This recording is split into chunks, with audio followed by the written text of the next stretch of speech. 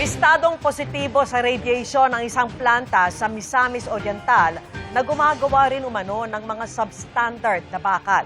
Ang may-ari, kapatid umano ni dating Duterte Presidential Advisor Michael Yang.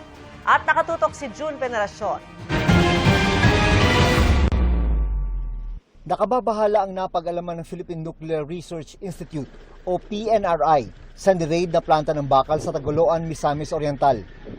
Matapos kasi ang kanilang pagsusuri, lumabas na positibo ito sa radiation. There are some areas in the site that have some elevated radioactivity, but we assure you that this radioactive materials that is present in the site has already been contained. Nadiskubre pa ng mga otoridad na sa kabila ng panganib na dulot ng radiation, hindi pinagsusuot ng personal protective equipment ang mga sinagip na Pinoy workers doon. Pero ang mga undocumented Chinese workers na nagtatrabaho sa planta, todo ang proteksyon. Filipinos are not disposable labor.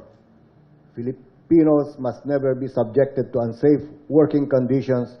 Sabi pa ng PNRI, dahil radioactive ang raw materials na ginagamit ng Philippine Sangia Steel Corporation, kaya radioactive rin ang final product. Ayon sa mga otoridad, substandard din daw ang bakal na gawa ng planta, kaya may panganib sa kaligtasan ng publiko. We know na yung distribution nitong mga materials na to, widespread to.